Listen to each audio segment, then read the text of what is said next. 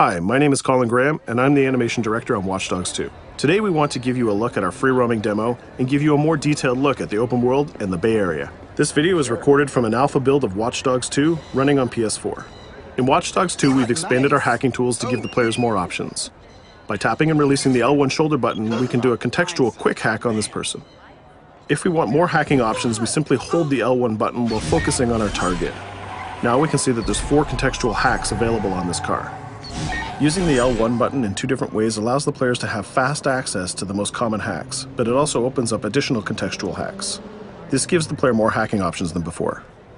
We've also added a NetHack view to the hacking toolkit, which allows you to toggle a digital filter to see the world like a hacker. We can easily pick out hacking opportunities and also pick out strange digital signals and data anomalies that are of interest to us. The orange signal indicates that there's a person whose digital profile has interesting properties for us to investigate. So let's take a closer look. When we're exploring the world, NetHack is a very useful tool to help us identify people or items of interest. It's a really good idea when you explore the open world to use your NetHack and look around, because you never know what you'll find. We can hack into his phone and read his text messages to get a clue about what's happening. As a hacker, it's really easy for Marcus to get someone's personal information. This guy's text messages indicate that he's experiencing strange behavior happening on his phone. He seems to think that it happens every time he comes to this exact area. Let's see what our DedSec teammates think about these strange signals. That felt like a rock star pose. Found something weird. Sweet! Get a picture. No, I mean, my MC catcher detector is going off. We really need to find a better name for that. Why? That's the technical name. My Stingray sniffer tells me somebody's leeching data off of people's phones below. Looks like the data's going to Coit Tower. See? Weird. Weird indeed. Marcus has detected that there's an illegal Stingray box deployed somewhere around Coit Tower. We now have access to a new DedSec operation, and we can track it with our DedSec app. You can do any operation you want in the order that you want, as long as you've discovered it and it's in your DedSec app. With the NetHack, we can see the Stingray box is deployed all the way on the top of Coit Tower. But since the tower is closed, we're going to have to find another way to reach it. Hey, you still have a little on your nose. In Watch Dogs 2, Marcus has some custom-built toys to play with, so we can just deploy our quadcopter and fly it to the top. Coit Tower is an iconic landmark known for its great view. From here, you can see the whole city is accessible. You can visit landmarks like Sutro Tower, you can explore Golden Gate Park, or take a drive across the bridge to Marin. You can sail the bay on a sailboat, or you can visit Alcatraz, or maybe take a selfie with the sea lions on Pier 39. You can also travel across the Bay Bridge to Oakland, or take the freeway south to Silicon Valley. You can also take your time and explore San Francisco's diverse neighborhoods like Chinatown, Castro, or even the Tenderloin. With the drone, we can easily hack into the Stingray box and track its source. This one is operated by Greystrom, who are illegally installing these boxes all across the city. The open world is full of opportunities like this DedSec operation. All you have to do is explore the environment using NetHack and the Profiler to find them all.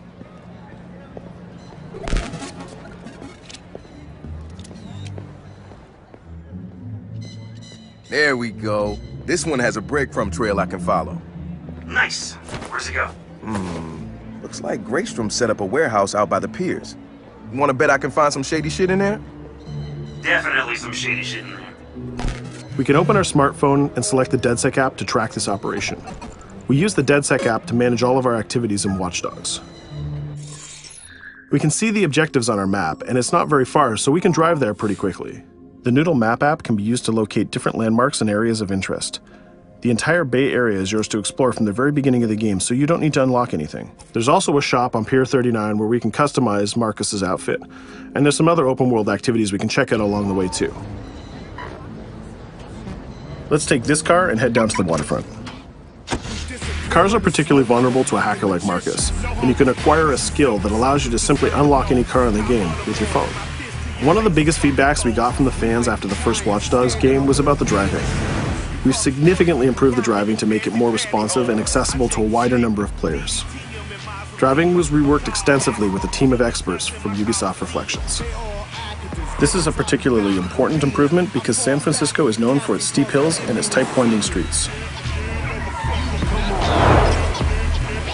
Of course, driving and hacking go hand in hand, and you can still hack steam pipes, traffic lights, and you can also hack individual vehicles.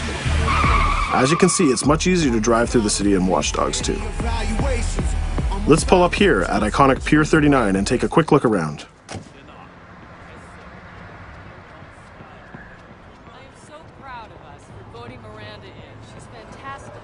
Up ahead is a clothing store, so let's go give Marcus a new look. Each clothing store has the style of the people who live in that area, so as you travel around the world, you can start to build a wardrobe that's as diverse as San Francisco itself.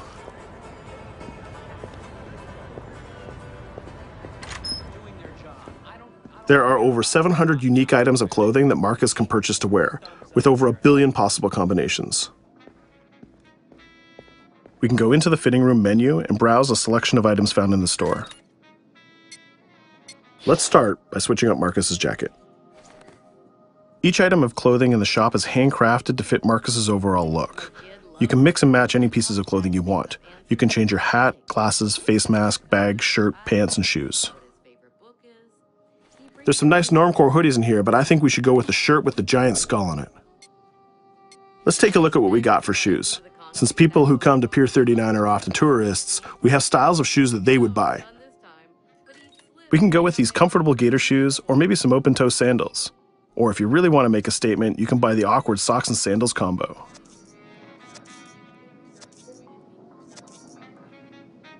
In the end, though, I think we should go with Stars and Stripes Chucks.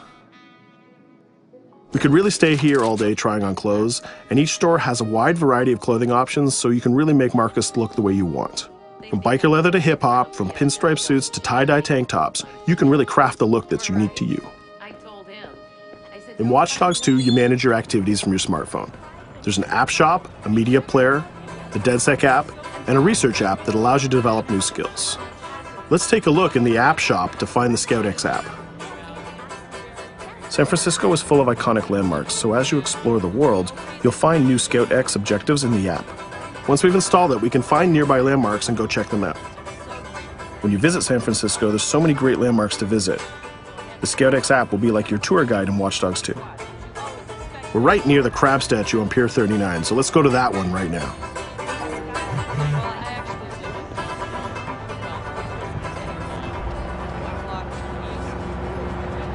These tourists have the right idea. We'll just pop open our phone and select our camera and take a picture of this giant crab. Let's make it a selfie and use the California Vibe filter.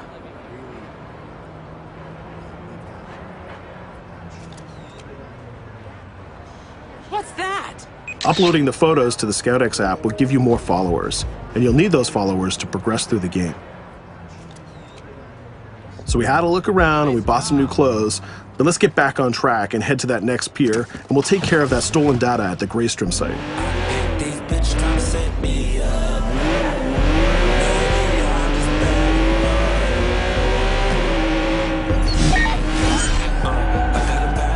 We can see the objective marker in our minimap, and it's also displayed in orange at the end of the pier. Let's park our car past the scissor lift and go scout the place on foot. Operations in Watch Dogs 2 are almost always a free approach, so you can go after the objective from any direction. Let's start by getting into cover and scouting our enemies and see if we can spot the objective. From there, we can make a plan of attack. We can launch our drone and scout the area. We can use our NetHack view to see that there are guards patrolling the rooftop, and the objective is in a small office. There are also some civilian workers that might notice us, so we need to avoid them too. In the NetHack view, we can see that the door is electronically locked, but it can be bypassed by a junction box on the lower level. The connection is shown in a red line. Unfortunately, that box is protected by an armed guard and an attack dog. So we'll probably have trouble if we try to sneak past the dog in person, but luckily Marcus has another toy, which is the RC jumper. This little guy is small and much harder for enemies to detect. The RC jumper is another DedSec gadget that gives Marcus a different way to approach obstacles in the layout. The RC jumper has this cool little robotic arm that's been hacked into the body. This allows him to physically interact with objects and allows Marcus to stay safely hidden. Now the junction box is unlocked and we can open the door upstairs. We can hack that scissor lift that we passed on the way in and reach the rooftop.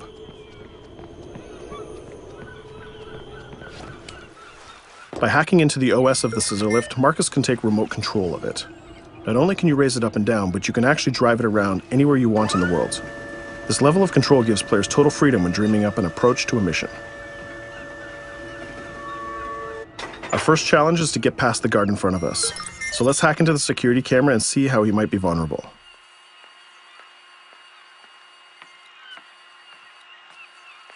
There's an industrial air conditioner unit that we can hack. We can set it to explode when the guard comes close, and we can hack it to attract the guard with a strange noise. The guard will go investigate the noise and walk straight into the trap we set. Shit. Does anyone know first aid?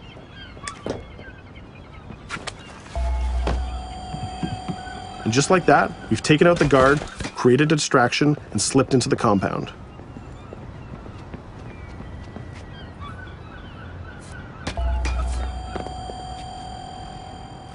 A more direct way to neutralize a guard is to use the non-lethal stun gun.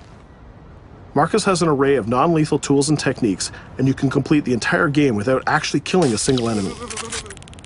Since we already unlocked this door with our RC jumper, we can just quick hack it to open it. Now we're in the room, we just need to install one of our custom DedSec boxes into this Bloom terminal, and we've completed our final objective. All that's left to do now is escape undetected. Each operation we undertake will give us more followers. More followers will allow you to take on even bigger operations. So let's get off this pier and explore a little bit more.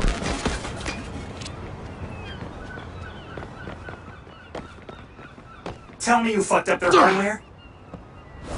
I left an expensive little present in their system, and they're going to pay for it. Damn, you sound like Jimmy Siska. Hell yeah!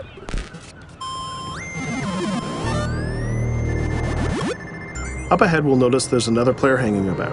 He's easy to spot because of the purple icon and the gamer tag over his head. In Watch Dogs, your game session can be seamlessly merged, and you will often encounter other players exploring the world just like you. This guy looks really friendly. We have an opportunity to join up and form a co-op party, so let's send him an invite.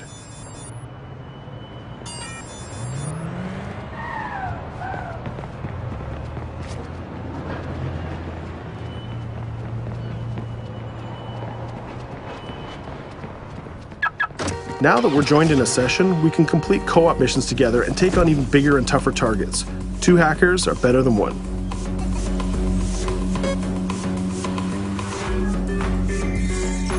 We're going to head across the bay to Prescott, which is in North Oakland, to infiltrate a gang lair.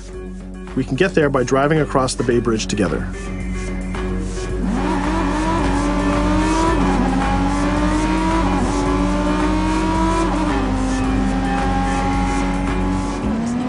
Alright, we can see that we're in a much different neighborhood than before. This is Prescott, a subdistrict of North Oakland, and the location of our next co-op operation. With our partner, we can go together and activate this mission.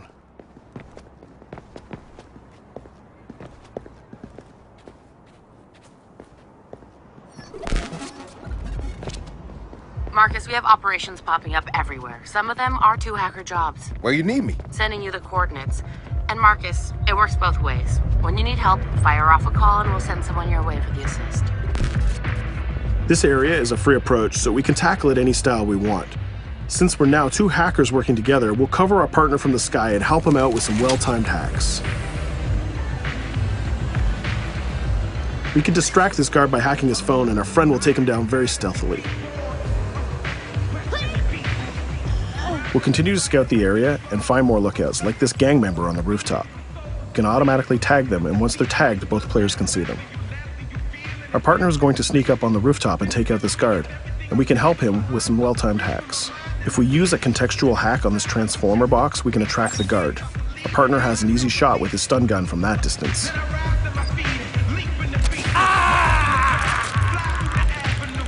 Using the NetHack view again, we can see that there's a lockbox connected by red connection lines to a room on the other side of the compound.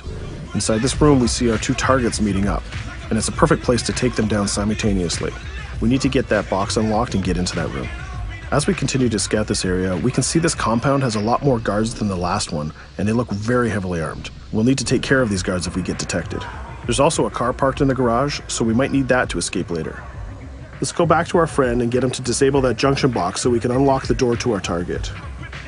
The drone has a lot of flexibility, and it's small and hard to detect, but the trade-off is that you can't physically interact with objects like this junction box. But it's not a problem for our man on the ground to do that for us. The signal lines have changed from red to blue, so now we know that we can open the doors and get to our targets.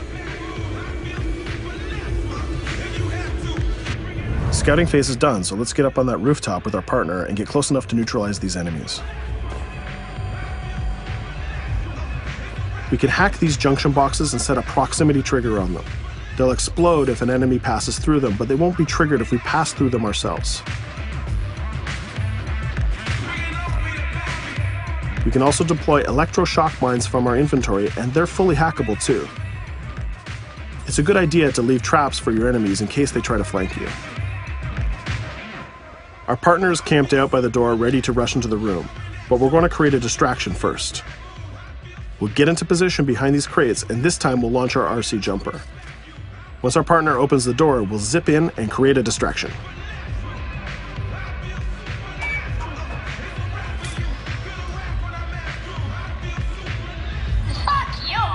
Our jumper has another feature too. It can launch foul-mouthed taunts and make people angry.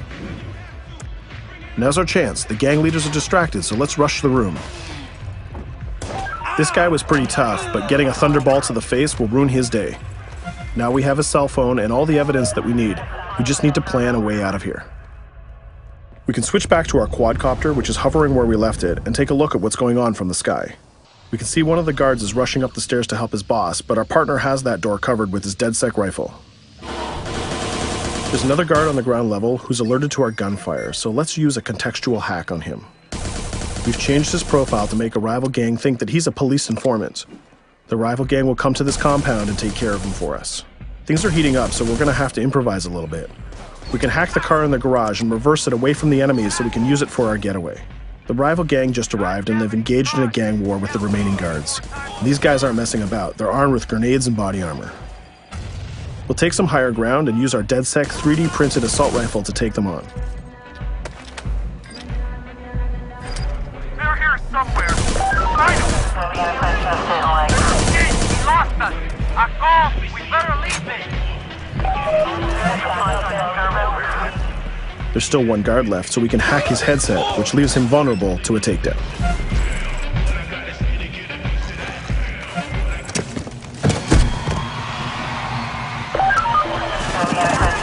Let's take our stolen ride and get out of here before cops show up. And just like that, we're home free. We took down both gang leaders, we got the evidence we needed, and we triggered a gang war, and we escaped without getting killed. That's teamwork. 2 hackers and 1 successful DedSec operation. Let's take a minute to talk about a brand new multiplayer PvP event called Online Bounty.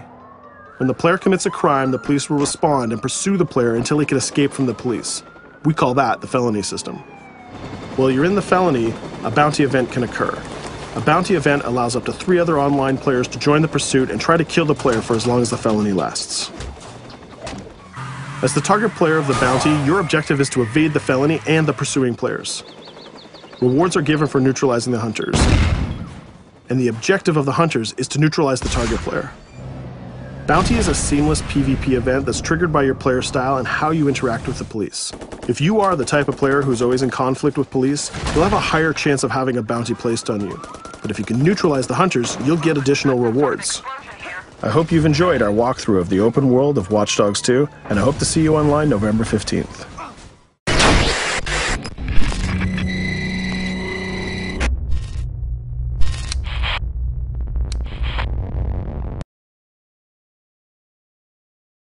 For the players.